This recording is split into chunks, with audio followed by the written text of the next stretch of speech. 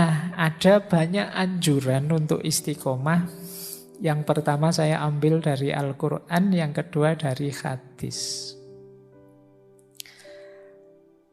Yang pertama, ada banyak sebenarnya ayat tentang istiqomah. Saya ambil misalnya dari surat An-Nahl, ayat 92. Wala takunu kallati naqadat ghusluha min ba'di quwwatin angkatan naqadat ghuslaha. Jadi dan janganlah kalian seperti seorang perempuan yang mengurai lagi, bongkar lagi benang-benang yang sudah dipintalnya dengan kuat menjadi tercerai-berai. Jadi kita ini sering tidak konsisten. Sudah melakukan kebaikan-kebaikan, kita gugurkan sendiri. Kita bongkar sendiri. Sudah baik-baik, kemarin rajin ngaji, tiap habis subuh ngaji. Sekarang kita gugurkan sendiri, kita batalkan sendiri. Akhirnya mengulang lagi dari awal. Nah, ini disindir oleh Al-Quran. Kita seperti perempuan yang setelah menenun, memintal, terus dibongkar sendiri. Nah, ini biasanya kita yang degradasi gaya hidupnya, gaya yang disindir surat An-Nahl ini. Dulu waktu SMA Pak, saya tekun sekali Pak membaca, rajin saya ngaji. Sholat malam juga luar biasa. Jadi begitu jadi mahasiswa, kok saya tambah wallahu a'lam ini ya Pak, kok tambah tidak karu-karuan ini. Nah, ini seperti orang yang sudah memintal benang baik-baik, sudah mau jadi baju, dibongkar sendiri. Jadi maka perintah mafhum kelanjutan dari ayat ini ya istiqomahlah. Pelan-pelan kamu tenun dan rajut terus. Jangan dibongkar sendiri. Atau di situ ada hadis dari Rasulullah yang memerintahkan kita istiqomah, istaqimu walantuhsu. Istiqomahlah dan tidak usah terlalu sibuk ngitung-ngitung amal kebaikan. Kadang-kadang kan kita ini suka ngitung, pahala saya sebenarnya sudah banyak kok Pak misalnya. Jadi tidak harus terlalu banyak nambah macam-macam lah. Dosa-dosa dikit tidak apa-apa lah. Kalau dikonversi mungkin masih banyak pahalanya misalnya. Ini kita terlalu banyak ngitung, biasanya terus males istiqomah. Jadi oh ternyata Pak, sholat ini itu bisa diganti baca sholawat saja 3 kali. Sudah saya baca sholawat saja Pak, gampang 3 kali. Ini terlalu banyak ngitung. Jadi akhirnya apa? Tidak jadi melakukan kebaikan-kebaikan. Nah maka istaqimu walantuhsu. Istiqomahlah, tidak usah terlalu banyak perhitungan. Biarlah nanti kalkulasi dosa pahala Allah saja, kamu fokus saja melakukan kebaikan sejauh yang kamu mampu secara istiqomah. Tidak usah mengkalkulasi, wah ini kalau dibandingkan temanku ini kelihatannya lebih banyak aku loh pahalanya, dia dosanya banyak itu kelihatannya misalnya. Atau dia banyak ngomong aku berarti dosaku dibawa ke dia. Aku sekarang dosaku sedikit misalnya. Nah, terus tidak usah terlalu banyak bahas itulah. Biarlah itu hak prerogatifnya Allah. Kita fokus saja pada kebaikan yang mampu kita istiqomahi. Baik, jadi ini anjuran dari Rasulullah. Ya sebenarnya ayatnya banyak. Saya ambil 2 ini yang kelihatannya agak unik. Cara menganjurkan untuk istiqomahnya. Ini yang sering dikutip hadis ini. Ahabbul a'mali ilallahi ta'ala adwamuha wa inqalla. Amal yang paling dicintai oleh Allah itu amal yang rutin. Meskipun sedikit. Mending ngaji 1 halaman tapi continue istiqomah daripada ngaji diborong. Kalau pas lagi semangat mau ngajinya banyak sekali pagi sampai siang ngaji terus, tapi besok males kumat. Nah, dong-dongan kalau pas lagi semangat gitu ya amal ibadahnya luar biasa, kalau pas lagi kumat ya ditinggal semua.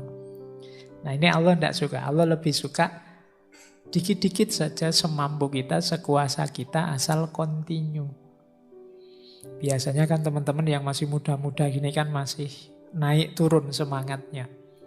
Sering mimpinya besar. Kadang-kadang mimpi yang besar ini lupa dengan kapasitas dirinya. Sehingga kadang target yang terlalu besar, Pak, saya itu ingin segera dekat dengan Allah yang sekitar wahdatul wujud itu loh Pak. Jadi saya tak puasa terus, saya tak, kadang-kadang mimpimu begitu. Baca ceritanya wali-wali kok hebat ya, saya ingin segera ke sana Pak. Ini kadang-kadang kita mimpimu begitu. Tidak bisa mengukur dirimu. Ya mungkin hari pertama kamu melekan sholat tahajud, ngaji dan seterusnya. Hari kedua mungkin dapat seminggu begitu kapok wis. Kok ndak ada perubahan apa-apa ya Pak? Aku ndak sakti-sakti ya Pak, sudah tahajud berbulan-bulan ini ya. Karena targetmu itu. Ayo yang amal-amal kecil-kecil saja asal istiqomah. Nanti manfaatnya bisa kita dapat. Jadi ini tuntunan dari Rasulullah. Ahabul a'mali ilallahi ta'ala adwa muha wa inqalla. Ayo setelah ini kita cermati, karena ini kan bulan muhasabah. Apa sih kebaikan, amal baik yang mungkin saya lakukan terus-menerus secara kontinu. Yang mudah, tidak memberatkan, tapi aku bisa konsisten. Nah, coba dirumuskan sendiri teman-teman nyari. Karena biasanya orang itu tipenya beda-beda. Jenis kebaikan yang bisa dihidupkan juga beda-beda. Ini harus diawali dari pengenalan diri. Aku ini tipe orang yang kayak gimana? Wah, aku ini tipe orang yang kalau ngomong itu banyak. Tapi kehadiranku membuat suasana jadi ceria, jadi rame. Mungkin ada beberapa kebaikan yang bisa aku masuk dari situ. Misalnya, aku istiqomai kalau aku datang menggembirakan orang misalnya. Tidak bikin sumpek, tidak banyak mengeluh dan seterusnya. Ayo dikenali diri kita, apa yang bisa kita berikan secara kontinu. Kalau puasa Senin Kemis saya tidak kuat Pak, tapi kalau 1 bulan yang Ayyamul Bid itu yang 3 itu saya bisa. Atau sekali saja setiap bulan hari Senin misalnya saya kuat. Ya enggak apa-apa, ya itu saja kamu istiqomai. Kuatnya itu. Itu yang dimaksud adwa muha wa inqalla. Ini yang paling dicintai oleh Allah. Jadi bukan yang bombastis, yang besar-besar. Kadang-kadang hanya pencitraan saja. Hanya drama saja. Kayak kalian kalau pas lagi pulang kampung, karena mahasiswa kos di Jogja, apalagi mahasiswa UIN misalnya, bayangannya anak UIN itu kan soleh-soleh. Jadi terus begitu kamu pulang kampung, wah kamu pasang gaya. Wah, adzan belum dimulai kamu sudah ke masjid, bawa sajadah, bawa pakai sarung, wangi sekali ambune kayak jin sampean.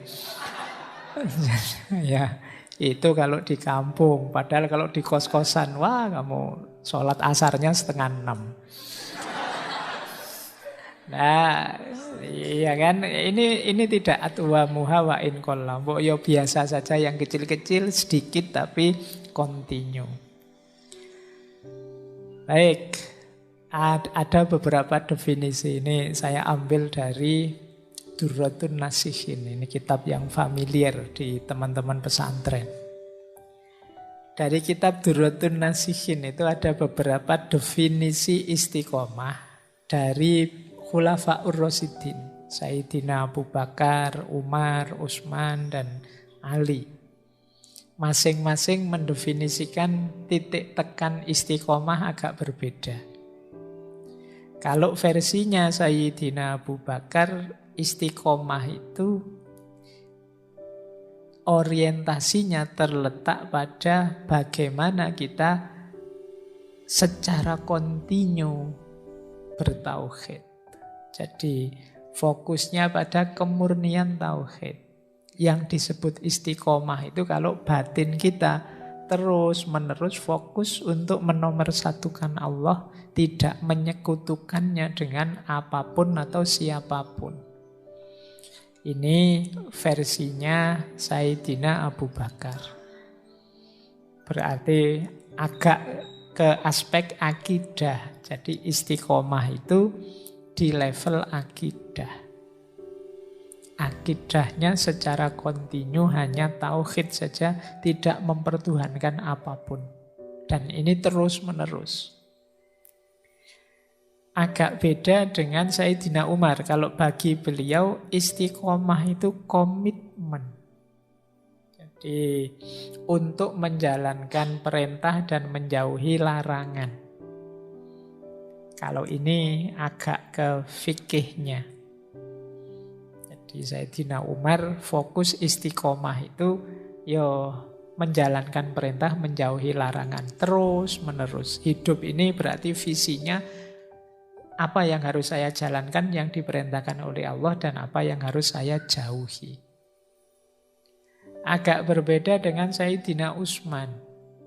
Kalau Utsman bin Affan radhiyallahu an lebih melihat istiqomah itu terletak pada keikhlasan amal. Jadi bagaimana kita mendawamkan ikhlas dalam amal kita kepada Allah.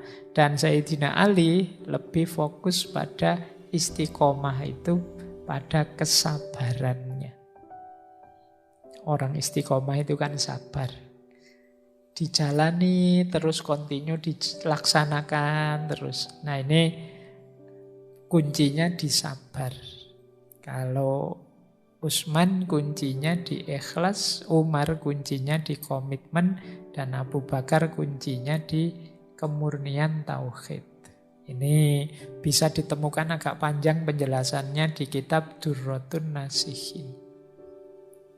Kitab ini enak karena isinya banyak cerita-ceritanya. Dulu saya sering baca Durratun Nasihin ini kalau ingin mencari banyak kisah-kisah cerita yang menggugah hati. Baik, ini beberapa perluasan makna dari istiqomah. Nah, sekarang kita cek keutamaannya. Istiqomah itu, mungkin teman-teman sering dengar ada yang bilang istiqomah itu lebih utama daripada 1000 karomah. Jadi kalau kita bisa menetapi istiqomah, ini kita adalah orang yang luar biasa. Tidak gampang orang bisa istiqomah itu. Kalau karomah ini anugerahnya Allah. Yang anugerah Allah ini bisa diberikan pada siapa saja. Kadang-kadang orang yang belum berbuat baik pun karena kasih sayangnya dianugerahi oleh Allah. Maka istiqomah bisa lebih unggul daripada karomah. Karena istiqomah ini daya upaya kita yang berat. Jadi kemuliaan kita antara lain terletak pada kemampuan kita untuk istiqomah. Kalau ada orang berbuat baik sekali terus tidak diulang-ulang lagi, itu kan belum kelihatan mulia. Tapi orang yang terus-menerus melakukan kebaikan yang sama, ini kita melihatnya lebih utama, lebih mulia. Ada orang, Pak, teman saya itu, Pak, kemarin hari Senin dan Kamis puasa. Itu kan masih biasa. Tapi kalau kamu tambahi, dia ini, Pak, sudah puluhan tahun menjalankan puasa Senin Kamis. Itu nilai kemuliaannya kan berbeda. Ada istiqomahnya, itu nilainya berbeda. Kemarin pacarku jemput nganter saya, Pak, biasa. Tapi kalau sudah 3 tahun ini, Pak, dia itu jemput saya nganter terus ke kampus. Itu kan luar biasa sudah. Jadi ketika satu perbuatan ketempelan istiqomah, nilai mulianya jadi jauh lebih tinggi dibandingkan perbuatan yang insidental saja. Kemarin saya ngaji Quran itu pagi sampai isya bisa langsung khatam, Pak. Oh iya, alhamdulillah. Akan lebih hebat lagi kalau Pak saya itu sudah bertahun-tahun ini seminggu sekali saya khatam Al-Quran. Itu jauh lebih ada rasa mantapnya. Jadi ini makanya ada gium istiqomah itu khairum min alfi karomah. dia lebih utama, lebih mulia dibandingkan 1000 karomah. Di situ saya kutipkan pendapatnya Syekh Abu Ali At-Daqqaq. Syekh Abu Ali At-Daqqaq ini gurunya Imam Qushairi yang menulis Risalah Al-Qushairiyah. Nanti kita banyak ketemu beliau malam hari ini. Kata Syekh Abu Ali At-Daqqaq, jadilah engkau sebagai manusia yang mampu istiqomah. Jangan sibuk mengharapkan karomah. Bagaimana engkau bisa mendapatkan karomah sementara Tuhanmu mengharapkan engkau tetap istiqomah? Kita ini kan sering lebih menunggu-nunggu anugerahnya Allah, karomah dari Allah. Padahal tidak usah mikir itu sudah urusannya Allah. Ayo fokus pada urusan kita, yaitu mengistiqomahi amal baik, kebaikan kita. Nah, di titik ini istiqomah disebut khairum min alfi karomah. Yang kedua, istiqomah itu menunjukkan sempurnanya kebaikan. Jadi ya ilustrasinya seperti saya bilang tadi, ini kebaikan yang tidak insidental. Sekarang baik, besok kumat lagi enggak. Ini terus menerus dilakukan.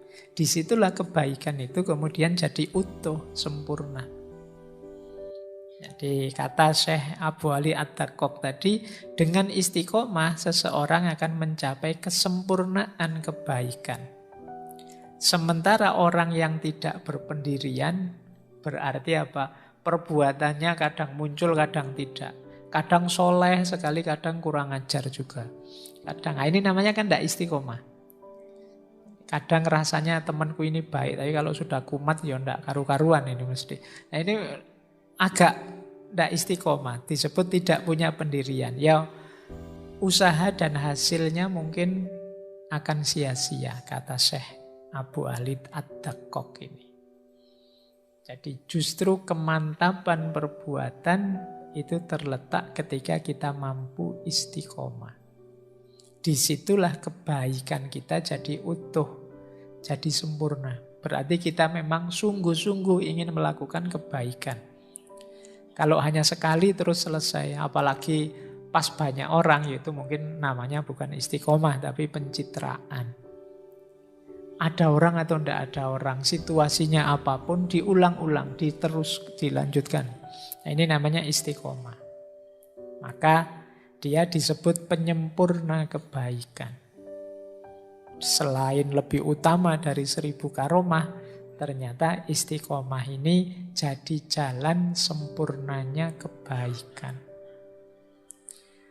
Baik, saya lanjutkan. Nah, ini buahnya. Saya ini agak cepat ya malam hari ini waktunya. Saya ambil lagi dari beberapa ayat biar kamu percaya bahwa saya tidak ngarang. Ben kotok kaya ngaji tenanan ya bulan ini, kaya ngaji beneran di masjid ini. Buahnya istiqomah apa? Jangan khawatir, dijanjikan oleh Al-Quran kalau kita mampu istiqomah, aneka anugerah akan diberikan oleh Allah pada kita. Jadi misalnya dari surat Al-Jin ayat 16 itu, wa allawistaqomu alat tariqati la asqainahum ma'an hodako.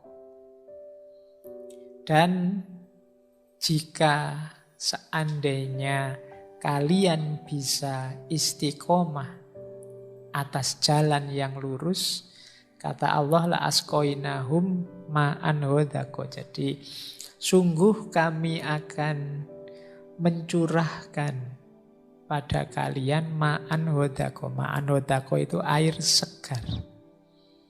Jadi ini isyarat bagi anugerah yang menyegarkan hidup kita, menggembirakan kita.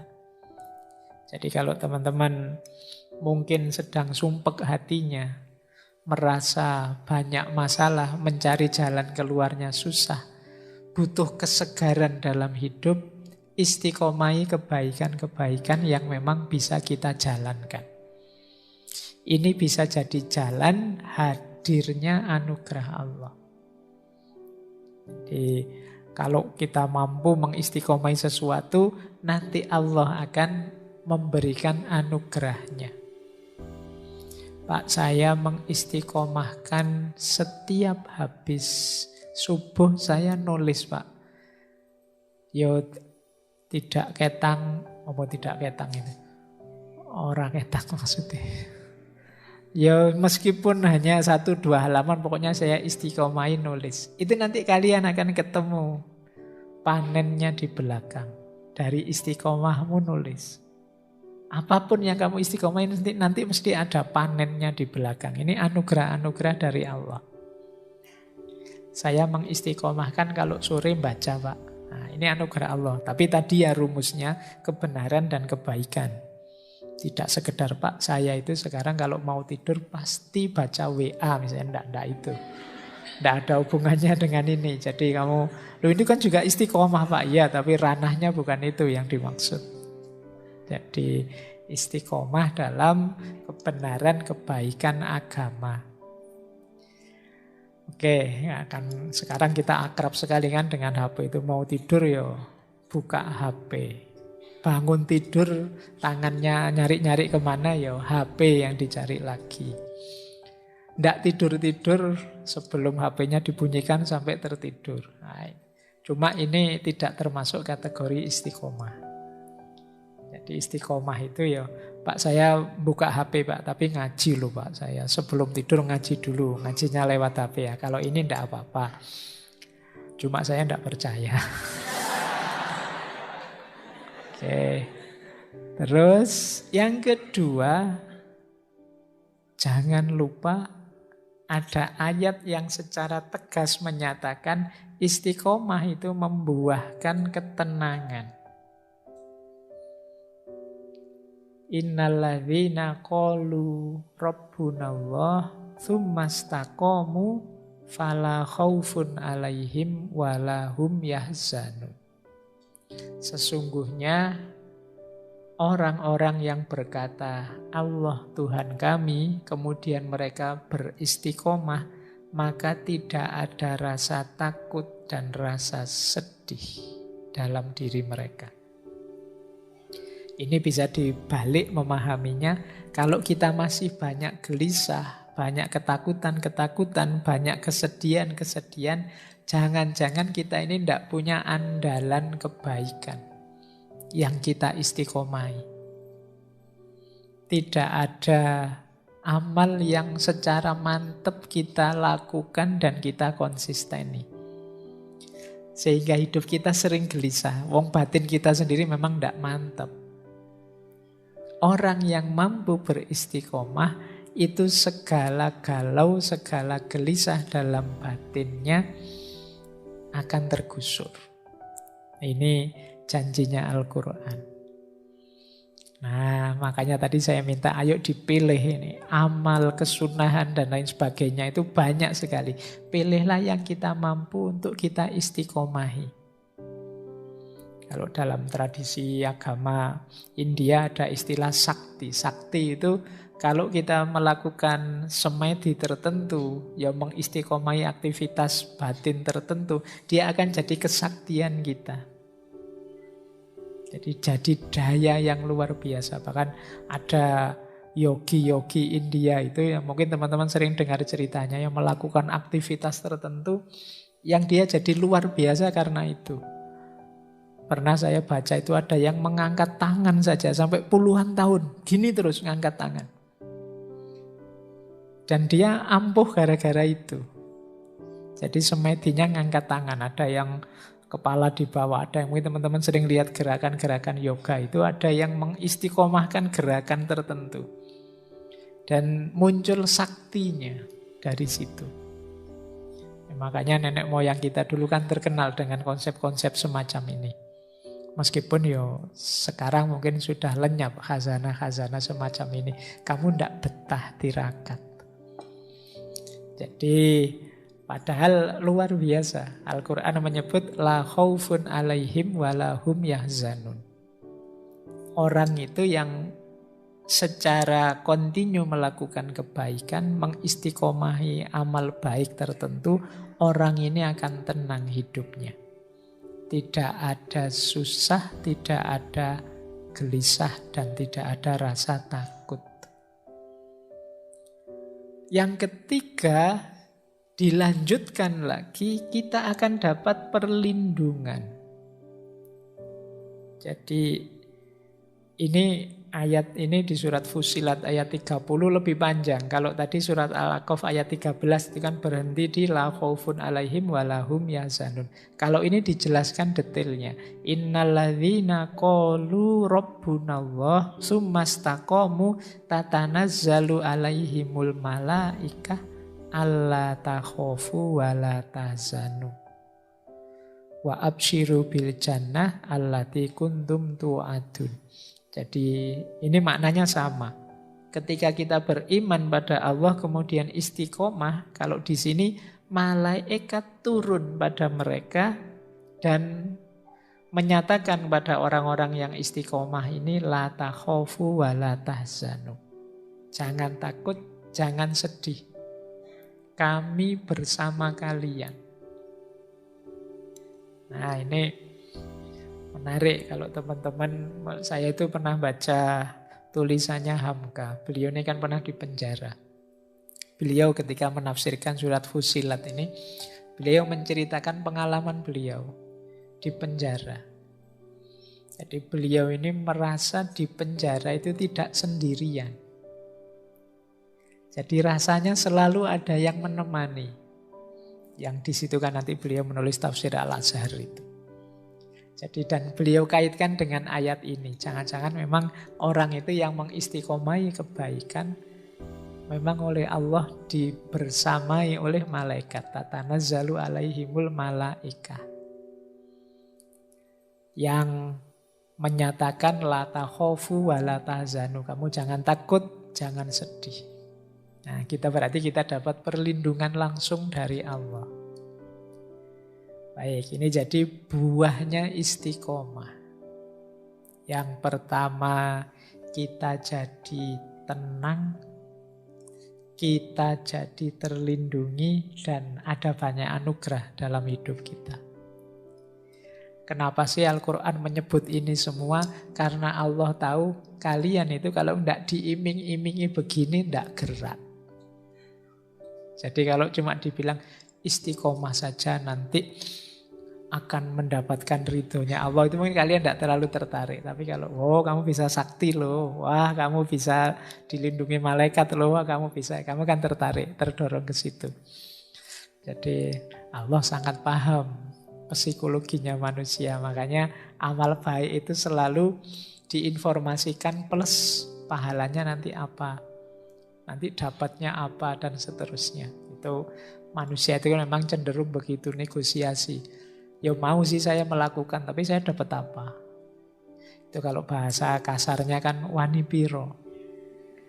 Saya mau melakukan kebaikan ini tapi dapat apa? Dan insya Allah memang akan diberikan oleh Allah. Meskipun mungkin bagi Allah target utamanya tidak di situ. Target utamanya justru di kebaikanmu.